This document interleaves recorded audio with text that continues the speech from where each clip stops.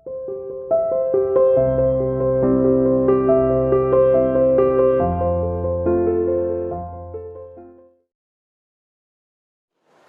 students, welcome to CR International School online classes. Dear students, today we discuss lesson number 2, basic accounts terms, part number 1. Dear students, हमारा first lesson completed हो गया है. आज हम next second lesson लेके चलेंगे basic accounting terms. Basic account terminology होती है, जब तक इन वर्ड आपको जब तक वाकिफ़ नहीं होंगी हम आगे अकाउंट्स में कुछ भी समझ नहीं पाएंगे. क्योंकि बेसिकली देखिए, कोई भी हम बिल्डिंग बनाते हैं तो उसका बेस सबसे पहले उसकी नींव हमें बहुत ज़रूरी है. तो इस प्रकार से बेसिक अकाउंटिंग टर्म्स वो वर्ड हमें बहुत ही बेसिकली चाहिए, क्योंकि आगे वो वर्ड्स बार बार आएंगे तो उनके बारे में मीनिंग उनका डिफाइंड होना चाहिए. तो आज हम ये वेरी इंपॉर्टेंट लेसन है बेसिक अकाउंटिंग टर्म. आज 4 पॉइंट के बारे में हम पढ़ेंगे. Business transaction first point, event, account and capital. Dear students, mask का प्रयोग कीजिए, hand sanitizer must and keep distance maintain. Okay student, stay home, stay safe. तो डियर स्टूडेंट, चलिए पढ़िए next lesson number 2, first point, business transaction. क्या होती है business transaction? देखिए डियर स्टूडेंट्स, बिजनेस ट्रांजैक्शन का मतलब होता है जब हम कोई भी बिजनेस करेंगे तो उसमें सबसे पहले ट्रांजैक्शन का मतलब होता है कि लेन देन. देखिए, विदाउट ए ट्रांजैक्शन कोई भी अगर लेन देन नहीं करेंगे तो बिजनेस मेंटेन नहीं हो सकता. तो बिजनेस ट्रांजैक्शन की बेसिकली जो बात आ रही है, सबसे पहला है कि बिजनेस ट्रांजैक्शन होती क्या है? Is an economic activity. सबसे पहले समझिए क्या है business transaction. Business transaction is an economic activity. Economic क्या है? इकोनॉमिक का मतलब होता है धन से संबंधित, पैसों का लेन देन. तो देखिए, बिजनेस ट्रांजैक्शन का मतलब होता है कोई भी ऐसी एक्टिविटी जिसमें इकोनॉमिक पैसे का आदान प्रदान हुआ है. ओके स्टूडेंट, तो हम ये कह सकते हैं जिसमें एक बिजनेस की फाइनेंशियल पोजीशन का पता लगता है. फाइनेंशियल पोजीशन हम ट्रांजैक्शन करेंगे, वो इकोनॉमिक एक्टिविटी होगी जिससे फाइनेंशियल पोजीशन. और फाइनेंशियल पोजीशन में जो चेंजमेंट आएगा, देखिए जो चेंजमेंट आ रहा है उससे क्या रिजल्ट आएगा, वैल्यू पहले कितनी थी बाद में कितनी होगी. फॉर एग्जांपल, हमारे पास जैसे स्टॉक खरीदा 5,000 का था, फिर हमने कोई ट्रांजैक्शन की, ट्रांजैक्शन करने के बाद 2,000 का और बढ़ गया, तो हमारी ट्रांजैक्शन से जो स्टॉक में चेंजमेंट आया, उसकी वैल्यू में जो चेंज आया है, वो हमारी बिजनेस ट्रांजैक्शन कहलाती है. अब बिजनेस ट्रांजैक्शन की फीचर कौन कौन सी होती है? तो सबसे पहली फीचर जो अभी मैंने बताई थी पहले नंबर की, तो यही है कि ये एक इकोनॉमिक एक्टिविटी है. पहली फीचर कौन सी आई? कि ये एक इकोनॉमिक एक्टिविटी है. दूसरा इसमें क्या बताया था? इसमें 2 टाइप्स की डिफाइन किए जाते हैं. 2 क्या टाइप्स? फाइनेंशियल पोजीशन चेंज होगी. दूसरा है इसके अंदर जो एक्टिविटी होगी हमारी, जो 2 टाइप्स में क्लासिफाइड करेंगे ट्रांजैक्शन को. एक होगी एक्सटर्नल और एक होगी इंटरनल. क्या होती है एक्सटर्नल?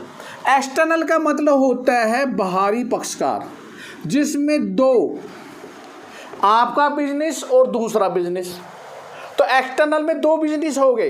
एक्सटर्नल क्या ट्रांजैक्शन होगी जिसमें 2 बिजनेस आ रहे हैं, एक बिजनेस से दूसरे बिजनेस से कोई भी चीज़ खरीदी या बेची है, उसे हम एक्सटर्नल कहेंगे. और इंटरनल का मतलब होता है उसी बिजनेस के अंदर अगर आपने वो एक्टिविटी की है सेम बिजनेस के अंदर, तो हम कहेंगे जैसे आपकी फिक्स्ड एसेट्स पे डेप्रिसिएशन चार्ज हुआ है, तो इसमें तो कोई दूसरे बिजनेस का कोई रोल ही नहीं है, तो वो इंटरनल होगी.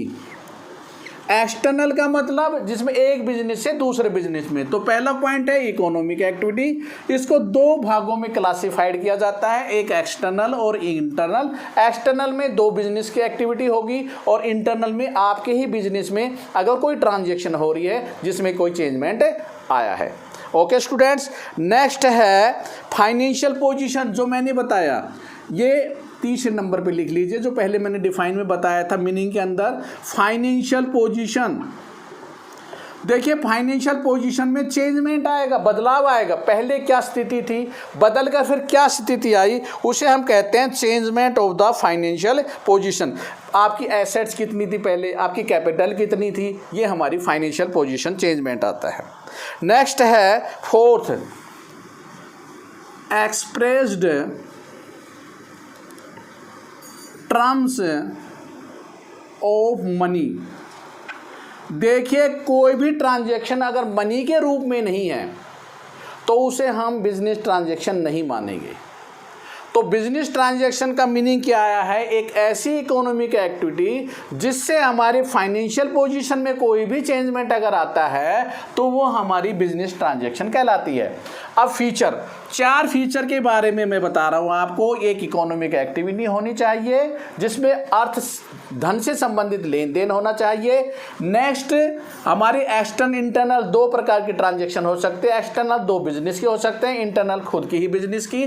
फाइनेंशियल पोजीशन में कोई बदलाव चेंजमेंट आएगा, एसेट्स का बढ़ना या घटना, इंक्रीज और डिक्रीज होगी, या कोई भी कैपिटल या लायबिलिटीज। और तीसरा है express terms of the money. अगर पैसे में ही कोई ट्रांजैक्शन हुई है केवल उसी को हम शो करेंगे, अगर वो एक्सप्रेस टर्म मनी में नहीं कर रही है तो उसको हम नहीं मानेंगे। तो पहला पॉइंट इज दैट क्लियर होगा आपका डियर स्टूडेंट, बिजनेस ट्रांजैक्शन क्या होती है। Next dear student, what are event. Event को कहते हैं घटना। कोई भी ट्रांजैक्शन होने से उसका प्रभाव क्या पड़ा है। तो इवेंट का मतलब होता है जो बिजनेस ट्रांजैक्शन करने के बाद consequence of the result of a transaction. हम ये कह सकते हैं कि जो बिजनेस ट्रांजैक्शन हुई है उससे क्या रिजल्ट में आया है। एक एग्जांपल लेंगे जो क्लियर कर देगा आपका कि उसका रिजल्ट क्या है। कंसिक्वेंस द रिजल्ट ऑफ जो ट्रांजैक्शन हुई है उससे क्या रिजल्ट आया है, वो हमारी इवेंट कहलाती है। मतलब कोई चीज़ होने के बाद क्या घटना घटित हुई उसे हम इवेंट के नाम से जाना जाता है। तो देखिए मान लेते हैं, हम एक एग्जांपल लेते हैं कि आपने एक बिजनेस में 5 लाख रुपए की कैपिटल लगाई। इससे क्लियर हो जाएगा दोनों पॉइंट कि बिजनेस ट्रांजैक्शन क्या है और इवेंट क्या है। आपने कितने रुपए लगाए, कैपिटल लगाई 5 लाख। तो 5 लाख जो लगाया है डियर स्टूडेंट्स, वो आपकी एक बिजनेस ट्रांजैक्शन हुई है कि आपने कैपिटल लगाई है। कैपिटल ही उसने फिर क्या खरीदा, आपने गुड्स खरीदी, गुड्स परचेज की। आपने 4 लाख रुपए की वस्तु खरीद ली है, माल खरीद लिया है, जिसमें से आपने क्या किया, 3,80,000 रुपए का बेच दिया। Cash sales 3,80,000। और इस पे पेमेंट गोडाउन का रेंट जो दिया है वो दिया है रेंट 20,000। तो डियर स्टूडेंट ये चारों आपकी एक ट्रांजैक्शन हुई। तो बिजनेस ट्रांजैक्शन क्या हुई आपकी, सबसे पहले 5 लाख की कैपिटल लगाई, एक ट्रांजैक्शन हुई। गुड्स आपने परचेज किया 4 लाख रुपए का, 3,80,000 रुपए का बेच दिया। तो देखिए 3,80,000 जो बेचा है वो 3/4 3/4 भाग बेचा है, सारा माल नहीं बिका। 3/4 का मतलब 75% बेच दिया। कितने का, 3,80,000 का। और गोडाउन्स का जो रेंट दिया है 20,000। इस चीज़ को करने के बाद स्टूडेंट नोटिस करना इवेंट की घटना क्या घटित हुई, आपको इससे क्या हुआ, प्रॉफिट हुआ या लॉस हुआ। तो देखिए सबसे पहले क्या हुआ, इवेंट नंबर फर्स्ट नोटिस करना, आपको प्रॉफिट हुआ। कैसे, माल बेचा 3,80,000 का और इस गुड्स की जो कीमत है 3/4 हुई 3 लाख। तो गुड्स गए आपके 3 लाख के, तो आपको प्रॉफिट कितना हो गया, 80,000 का। आगे पहली घटना घटित हुई, आगे समझ में कितने का प्रॉफिट हुआ डियर स्टूडेंट्स, आपको 80 का। अब 80 में से देखिए 20,000 आपने किराया दे दिया, तो नेट प्रॉफिट कितना है आपकी जेब में, 60,000। देखिए छोटी छोटी क्लासेस में हम पढ़ते, सेल्स में से कॉस्ट घटाते प्रॉफिट आता है। अब प्रॉफिट में अदर एक्सपेंसेस भी अगर हो रहे हैं, तो रेंट दिया है तो आपको एक्चुअल में कितना प्रॉफिट हुआ, 60,000 का। स्टॉक कितना बच गया आपके पास, क्लोजिंग स्टॉक बताओ, 4 लाख का माल था, 3 लाख का आपने बेच दिया, तो स्टॉक आपके पास कितना है, 1 लाख। ये भी इवेंट है, एक घटना ये घटित हुई। पहले प्रॉफिट कमाया, दूसरी घटना में क्या पता लगा आपको कि हमारे पास स्टॉक कितना बचेगा। आपके पास कैश का कितना बैलेंस है, देखो कैश देखिए 5 लाख की कैपिटल थी, तो ये आपके पास बिजनेस में 5 लाख, तो ये नगद है। 5 लाख में देखिए आपने माल बेचा, ऐड कैश सेल कितनी की थी, 3,80,000 की, तो आपके जेब में कितने रुपए आ गए, 8,80,000। लेस आपने माल कितने का खरीदा, 4 लाख का, तो आपने माल खरीद लिया और 20,000 किराया दे दिया, तो आपकी जेब से कितने गए, 4,20,000। तो आज के दिन आपके पास क्या रखा है डियर स्टूडेंट, 4,60,000। ये भी एक इवेंट है। पहले में प्रॉफिट पता लगा, दूसरी इवेंट में क्या पता लगा, स्टॉक कितना रहेगा, तीसरी इवेंट घटना क्या पता लगी, कैपिटल था, माल पैसे कितने आए, हमारे पास गए कितने, 4,60,000। और फिर आपने जो कैपिटल है वो इंट्रोड्यूस की थी, तो आज आपके दिन कितनी कैपिटल है, कैपिटल मेरे पास 5 लाख की थी। ऐड प्रॉफिट हमेशा कैपिटल में ऐड होता है, लॉस घटता है। 60,000 का प्रॉफिट कमा दिया, तो ये घटना हुई 5,60,000 की। तो डियर स्टूडेंट, ये दूसरा पॉइंट था इवेंट का। क्लियर हो गया होगा, जो हमने एक एग्जांपल के माध्यम से समझाया कि किस प्रकार से हम कोई बिजनेस ट्रांजैक्शन करते हैं। 4 हमने लेन देन किए, सबसे पहले कैपिटल लगाई, फिर हमने माल खरीदा, फिर हमने माल बेचा, फिर हमने रेंट दिया, किराया दिया गोदाम का, और उससे क्या घटना घटी थी। ओके स्टूडेंट्स, तो ये थी हमारी regarding of this. Next point number 3, तीसरा पॉइंट है अकाउंट। देखो नाम से ही जैसे विदित है, अकाउंट खाता। अकाउंट क्या होता है, अकाउंट में देखिए individual transaction like a natures are the recorded. कोई भी ऐसी ट्रांजैक्शन जिसको हम रिकॉर्ड करेंगे, जैसे अभी कैपिटल क्या रिकॉर्ड की थी हमने गुड्स के बारे में रिकॉर्डेड किया था, तो कोई भी ट्रांजैक्शन जिसको रिकॉर्डेड करने पर या तो उसमें कुछ चीज़ ऐड करेंगे या सब्ट्रैक्ट करेंगे या घटाएंगे। घटाने के बाद एक पर्टिकुलर प्लेस पर अगर उस चीज़ को हम लिखते हैं तो वो अकाउंट कहलाता है। फिर सुन लीजिए, अकाउंट का मतलब होता है कि आपने कोई भी ऐसी ट्रांजैक्शन की है जिससे आप एक ऐसा खाता बना रहे हैं जिसमें कुछ जोड़ते हैं कुछ घटाते हैं, at a particular place is called account कहलाता है। तो all business transaction particular a person, वो व्यक्ति हो सकता है, जैसे राम का अकाउंट, वो किसी भी आइटम्स के रिगार्डिंग हो सकता है, कोई भी किसी प्रकार की एसेट्स के रिगार्डिंग, वो लाइबिलिटी का भी हो सकता है, तो वो हम पर्टिकुलर हम कहते हैं जिसको एक पर्टिकुलर, और जिसमें मॉनेटरी एस्पेक्ट्स केवल पैसे से संबंधित लेन देन को ही दिखाते हैं। इसके डियर स्टूडेंट्स अकाउंट की 2 साइड्स होती हैं, सुनना ध्यान से। जैसे फॉर एग्जांपल मैं एक अकाउंट बना के आपके फॉर्मेट दिखा रहा हूँ, ये जैसे कैश अकाउंट है, ये साइड डेबिट होगी जिसकी फुल नाम होता है DEBIT, अब्रिविएशंस में DR लिखते हैं, और दूसरा वर्ड है क्रेडिट, ये CR क्रेडिट होती है, ये डेबिट साइड होती है, ये साइड को डेबिट बोलेंगे, ये साइड क्रेडिट होगी।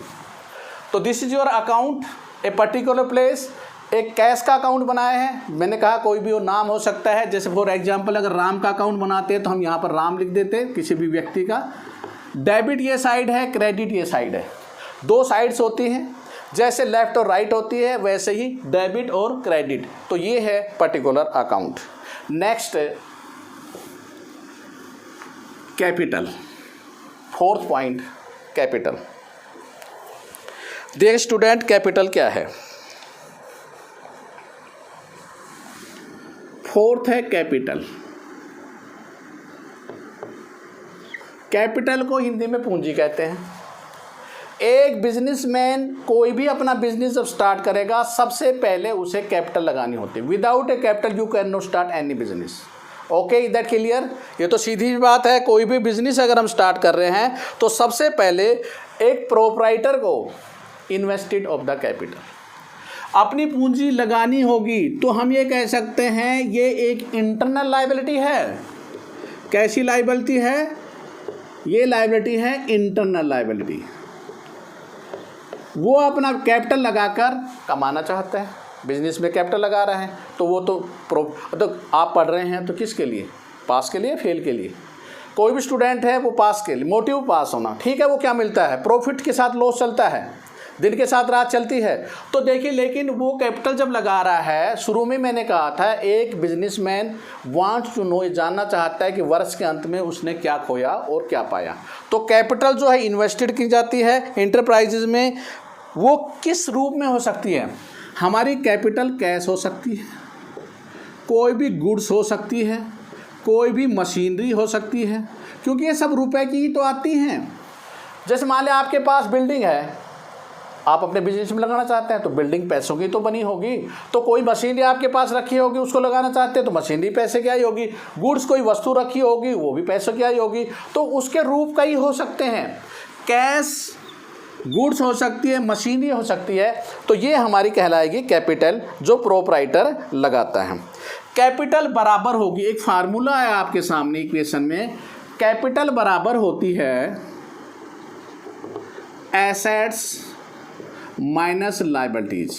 ये फार्मूला ध्यान रख लीजिए, कैपिटल बराबर होगा एसेट्स माइनस लायबिलिटी। देखिए ये फार्मूला कैसे बना, हम बैलेंस शीट बनाते हैं, बैलेंस शीट में ये साइड लायबिलिटी होती है, ये एसेट्स होती है, ये अमाउंट इन रुपीज़ होते हैं, ये अमाउंट इन, ये साइड हमारी एसेट्स होती है, ये हमारे पास यहाँ कैपिटल होती है और यहाँ पर लायबिलिटी होती है, जोड़ इसका बराबर बराबर होता है।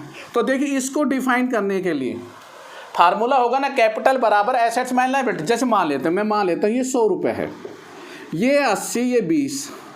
अब ये 80 कहाँ से आए dear student, 100 minus 20 is equal to 80। तो फार्मूला नहीं बनेगा, कैपिटल बराबर एसेट्स माइनस लायबिलिटीज, 100 में से 20 घटा दीजिए कैपिटल। अब फार्मूला आप एसेट्स का भी बना सकते हैं, लायबिलिटी का बना सकते हैं, लेकिन हम फिलहाल क्या पढ़ रहे हैं, कैपिटल पढ़ रहे हैं। तो कैपिटल बराबर होगी एसेट्स माइनस लायबिलिटीज। नेक्स्ट एक उदाहरण ले लेते हैं हम एग्जाम्पल, जो कि बैलेंस अगर बुक्स में दे रखे हैं तो हम उसको कैपिटल को कैसे फाइंड आउट करते हैं। तो कैपिटल फाइंड आउट करने के लिए फॉर एग्जाम्पल, किसी कैंडिडेट ने कैश लगाया, कैश वो लगा रहा है 20,000 रुपये, मशीनरी है 50,000 रुपये की, उसके बाद उसने क्या लगाया, स्टॉक है 1 लाख का, ये एसेट्स, ये एसेट्स, ये एसेट्स। स्टॉक के बाद उसने लगाया डेटर 40,000 की, क्रेडिटर मांगने वाले, क्रेडिटर है 30,000 रुपये के। तो देखिए इससे कैपिटल निकालिए। अभी मैंने बताया था आपको, अभी फार्मूला बताया था डियर स्टूडेंट्स, मैं पुट कर देता हूँ इस बैलेंस शीट में, देखिए इजीली आप आसानी से निकाल सकते हैं। लो भी मैंने पुट किया, अभी मैंने कहा था ऑल एसेट्स, ये एसेट्स है, इन चारों को जोड़ दिया, 1,50,000, 40 और 20, 1, 50, 40, 90, 20, 2,10,000। देखिए 2,10,000 आपकी एसेट्स हुई। लायबिलिटी आपको क्रेडिटर कितने दे रखे, 30,000, तो बैलेंसिंग फिगर क्या आ जाएगी, कैपिटल आएगी ना। तो कैपिटल कितनी आ रही है डियर स्टूडेंट्स, देखो 2,10,000 माइनस 30,000, तो कैपिटल कितनी आ गई, 1,80,000। तो फार्मूला अभी आपने क्या पुट किया था, यही तो बताया था फार्मूला, कैपिटल बराबर होता है एसेट्स माइनस लायबिलिटीज। एसेट्स कितनी है, 2,10,000 है, और लायबिलिटी क्रेडिटर कितने हैं, मांगने वाले 30,000, तो हमारे पास कितना होगी कैपिटल, 1,80,000। ओके स्टूडेंट्स, तो ये था आपका कैपिटल के रिगार्डिंग में। कैपिटल को हम क्या कहते हैं, owners equity, net worth, net assets भी कहते हैं। कैपिटल के 3 नाम हैं। कैपिटल को आप नंबर 1 ओनर्स इक्विटी भी कहते हैं, नेट वर्थ भी कहते हैं, और नेट एसेट्स भी कहते हैं। तो ये 3 नाम हैं कैपिटल के। ओनर्स इक्विटी, मालिक का पैसा, मालिक की पूंजी, ओनर माने मालिक होता है, ओनर्स इक्विटी, नेट वर्थ या नेट एसेट्स के नाम भी जाना जाता है। ओके स्टूडेंट्स, तो ये था आपका वर्क। अब देखिए चलिए अपने होमवर्क की तरफ। होमवर्क में डियर स्टूडेंट्स, जो पीडीएफ मैं आपको दे रहा हूँ, पीडीएफ में जो हाईलाइट पॉइंट है केवल उन्हीं को आपने अपनी नोटबुक में लिखना है और बाकी को रीड कर लेना है। राइट एंड लर्न, यही आपका होमवर्क होगा। राइट एंड लर्न, 4 पॉइंट्स आपके पास जो आपने लिखने हैं। कौन कौन से, पहला पॉइंट था बिजनेस, ट्रांजैक्शन,